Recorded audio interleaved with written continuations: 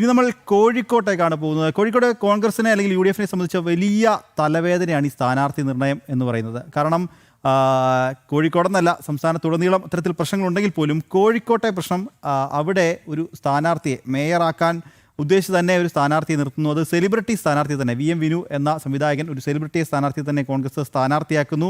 ആ സ്ഥാനാർത്ഥിക്ക് തന്നെ വോട്ടില്ലാത്ത അവസ്ഥ വരുന്നു. അതായത് വോട്ടർ പട്ടികയിൽ പേരില്ലാതെ സംസ്ഥാനത്ത് ഒരാൾക്ക് തെരഞ്ഞെടുപ്പ്, സംസ്ഥാനത്തല്ല രാജ്യത്ത് അങ്ങനെ മത്സരിക്കാൻ കഴിയില്ല. അതുകൊണ്ട് തന്നെ സംസ്ഥാനത്ത് എവിടെയെങ്കിലും വോട്ടർ പട്ടികയിൽ പേരുണ്ടാവണം എന്നുള്ളതാണ് തദ്ദേശ തെരഞ്ഞെടുപ്പിൽ മത്സരിക്കാനുള്ള പ്രധാനപ്പെട്ട മാനദണ്ഡങ്ങളിലൊന്ന്. അങ്ങനെ വോട്ടില്ലാത്തൊരു സ്ഥാനാർത്ഥിയെ തീരുമാനിക്കുന്നു. പ്രചരണം തുടങ്ങി. പത്രിക സമർപ്പിക്കാൻ ഇരിക്കുന്ന സമയത്താണ് അറിയുന്നത് വോട്ടർ പട്ടികയിൽ പേരില്ല എന്നുള്ളത്. അത് കോൺഗ്രസിനെയും UDF-നെയും സംബന്ധിച്ച് വലിയ തലവേദന തന്നെ സൃഷ്ടിച്ചിട്ടുണ്ട്. ഒപ്പം ഇത് പ്രാദേശിക നേതാക്കളുടെ തലയിൽ കെട്ടിവെച്ചുകൊണ്ട് തലയൂരാനുള്ളൊരു ശ്രമത്തിലാണ് നിലവിൽ കോൺഗ്രസ് നേതൃത്വം, UDF നേതൃത്വം എന്നുള്ളതാണ്. വിവരങ്ങൾ നൽകാൻ കോഴിക്കോട് നിന്ന് അനഘ ഹർഷൻ നമ്മോടൊപ്പം ചേരുന്നുണ്ട്.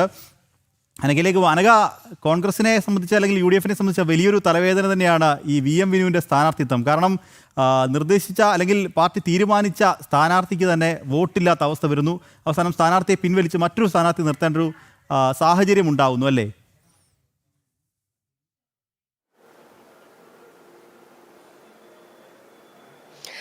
തീർച്ചയായും നിഖിൽ, കോഴിക്കോട് UDF-നെ സംബന്ധിച്ച് തദ്ദേശ തെരഞ്ഞെടുപ്പ് അടുക്കുന്നതിന് 6 മാസം മുൻപ് തന്നെ തെരഞ്ഞെടുപ്പ് ഒരുക്കങ്ങളൊക്കെ പൂർത്തിയാക്കി സുസജ്ജമാണ് കോൺഗ്രസ് എന്ന് വലിയ രീതിയിലുള്ള ആഹ്വാനമൊക്കെ കോൺഗ്രസ് നേതൃത്വത്തിന്റെ ഭാഗത്ത് നിന്ന് ഉണ്ടായിരുന്നു. പക്ഷേ ഈ അവസാന ലാപ്പിലേക്ക് കടക്കുമ്പോൾ കോൺഗ്രസിന് വലിയ തിരിച്ചടിയാണ് ഉണ്ടായിരിക്കുന്നത് എന്നാണ് വലിയ സെലിബ്രിറ്റിയായി ഉയർത്തിക്കാണിച്ച, സെലിബ്രിറ്റി സ്ഥാനാർത്ഥി എന്ന് കൊട്ടിഘോഷിച്ച ഈ സംവിധായകൻ VN വിനുവിന്റെ സ്ഥാനാർത്ഥിത്വം പോലും കോൺഗ്രസിന് പിൻവലിക്കേണ്ടി വരുന്നു എന്നുള്ളതാണ്. ഈ അവസാന നിമിഷമാണ് ഇതൊക്കെ തന്നെ ഉണ്ടാകുന്നത്.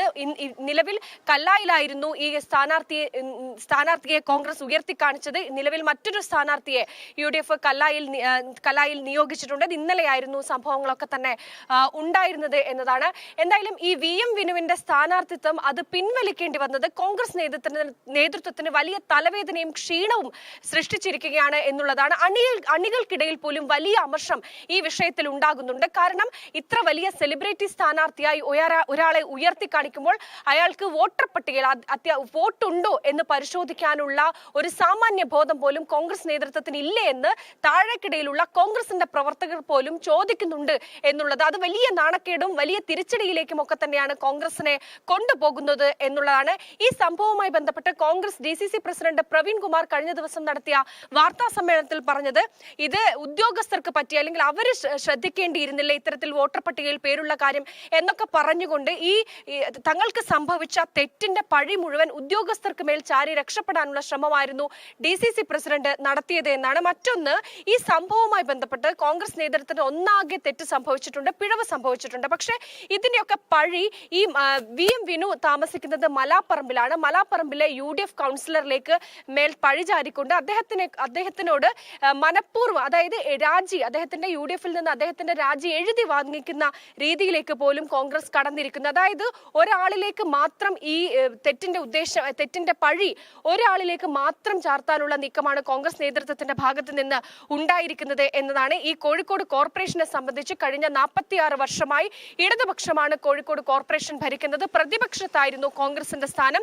അങ്ങനെയുള്ള ഈ സമയത്താണ് കൃത്യമായി തന്നെ ഭരണം പിടിക്കുമെന്ന് ആർജവത്തോടെ പറഞ്ഞ് തിരഞ്ഞെടുപ്പ് കളത്തിലിറങ്ങിയ കോൺഗ്രസിനാണ് തുടക്കം മുതൽ തന്നെ പിഴച്ചിരിക്കുന്നത് എന്നുള്ളതാണ്. ഇത് വലിയ, അതായത് അണികൾക്കിടയിൽ നിന്ന് പോലും വലിയ അമർഷവും വിദ്വേഷവും ഒക്കെ ഉണ്ടാക്കുന്ന തരത്തിലേക്ക് കാര്യങ്ങൾ കടന്നിരിക്കുന്നു എന്നുള്ളതാണ്. എന്തായാലും കോഴിക്കോട്ടെ തിരഞ്ഞെടുപ്പ് ചിത്രം അത് ഓരോ ദിവസവും തിരഞ്ഞെടുപ്പ് കളത്തിൽ ഇത്തരത്തിലുള്ള സംഭവങ്ങൾ ഉണ്ടാവുകയാണ്. കോൺഗ്രസിനെ സംബന്ധിച്ച് മുസ്ലിം ലീഗ് ആദ്യഘട്ടത്തിൽ തന്നെ കൂടുതൽ സീറ്റ് വേണമെന്ന് പറഞ്ഞുകൊണ്ട് കോൺഗ്രസിന് വലിയ തലവേദന ഉണ്ടാക്കുന്നു. മറ്റൊന്ന്, സീറ്റ് നിഷേധിച്ചു എന്ന് പറഞ്ഞുകൊണ്ട് കോൺഗ്രസിന്റെ മുതിർന്ന നേതാക്കൾ പലരും രാജിവെച്ച് മറ്റു പാർട്ടികളിലേക്ക് പോകുന്ന സാഹചര്യം ഉണ്ടാകുന്നു. അങ്ങനെ തദ്ദേശ തെരഞ്ഞെടുപ്പ് പ്രഖ്യാപനത്തിന് പിന്നാലെ കോൺഗ്രസിൽ കൊഴിഞ്ഞുപോക്കും തമ്മിലടിയും അങ്ങനെ കാലങ്ങളായി കോൺഗ്രസിൽ ഉണ്ടാകുന്ന സംഭവങ്ങൾ അത് ഇവിടെയും ആവർത്തിക്കപ്പെടുകയാണ് എന്നുള്ളതാണ് നിഖിൽ.